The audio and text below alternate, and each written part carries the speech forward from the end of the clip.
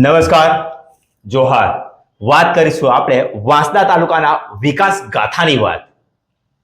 બધી જ વાતમાં વિકાસ વિકાસ અને વિકાસ આવે છે, પણ જીજે દેશી ન્યૂઝની ટીમ દ્વારા સર્વે કરવામાં આવ્યું વાંસદા તાલુકાના વિકાસ ગાથાની. હાલમાં જ ગુજરાતના મુખ્યમંત્રી દ્વારા નવસારી ખાતે એક ભવ્ય બસ સ્ટેન્ડનું ઉદ્ઘાટન કરવામાં આવ્યું હતું, લોકાર્પણ કરવામાં આવ્યું, લોકો સમક્ષ ખુલ્લું મૂકવામાં આવ્યું હતું.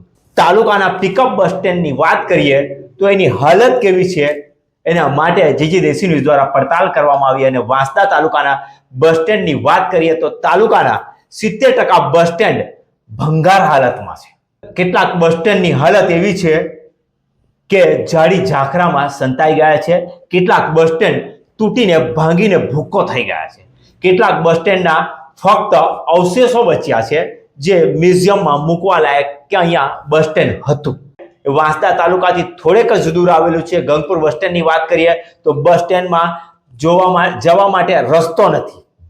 બસ સ્ટેન્ડ જાડી ઝાખરામાં છે કે જાડી ઝાખરા બસ સ્ટેન્ડ ઉપર છે એ જ ખબર નથી પડતી.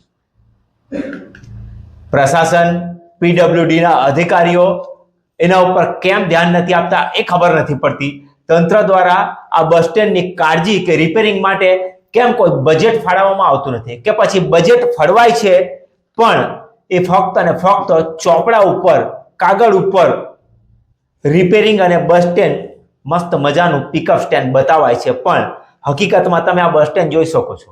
ઉમરકુઈ બસ સ્ટેન્ડની વાત કરીએ, ઉમરકુઈ બસ સ્ટેન્ડ જે છે ભંગાર હાલતમાં છે, ક્યારે તૂટી પડે અને બસ સ્ટેન્ડમાં બેસેલો પેસેન્જર દબાઈ જાય અને બસ સ્ટેન્ડની હાલત એવી છે કે મુસાફર બસ સ્ટેન્ડમાં બેસવા જતા પણ ગભરાય છે, કારણ કે બસ સ્ટેન્ડ ક્યારે તૂટી પડશે એની કોઈ ગેરંટી નથી. મુસાફરો બસની રાહ જોવા માટે રોડની સાઈડ ઉપર મૂકેલા બાકડા ઉપર બેસે છે. આ તંત્ર, પ્રશાસન અને વાંસદાના બસ સ્ટેન્ડની વિકાસ ગાથા છે. ગોધમાળ બસ સ્ટેન્ડની વાત કરીએ, ગોધમાળ બસ સ્ટેન્ડનો વિકાસ ઉત્તમ નમૂનો છે. વિકાસનો ઉત્તમ નમૂનો હોય તો એ ગોધમાળ બસ સ્ટેન્ડ ન કહી શકાય, પણ બસ સ્ટેન્ડના નામે ફક્ત અને ફક્ત 4 પાયા દેખાય છે. બાકી બસ સ્ટેન્ડ ગાયબ થયું છે. વર્ષો વીતી ગયા, સરકારના વિકાસની વાતો કરે છે, સુવિધાની વાતો કરે છે, તો વાંસદા તાલુકાના 70% બસ સ્ટેન્ડ ભંગાર હાલતમાં છે. આ ફક્ત વાંસદા તાલુકાની આસપાસના ગામોના 4 બસ સ્ટેન્ડ બતાવ્યા.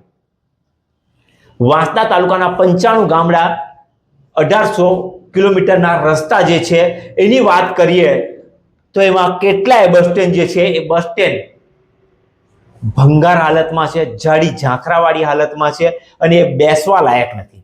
તાજેતરમાં જ નવસારીમાં એરપોર્ટ જેવી બસ સ્ટેન્ડની સુવિધા મુખ્યમંત્રી દ્વારા લોકાર્પણ કરવામાં આવી, પ્રજા માટે ખુલ્લી મૂકવામાં આવી, પણ તાલુકામાં બસ સ્ટેન્ડની હાલત કેવી છે? આ બસ સ્ટેન્ડ બન્યા વર્ષો થયા, પણ આવનાર સમયમાં બસ સ્ટેન્ડ બનશે કે પછી ડિજિટલ પિકઅપ સ્ટેન્ડના નામે બસ સ્ટેન્ડ પણ ગાયબ કરી દેવામાં આવશે?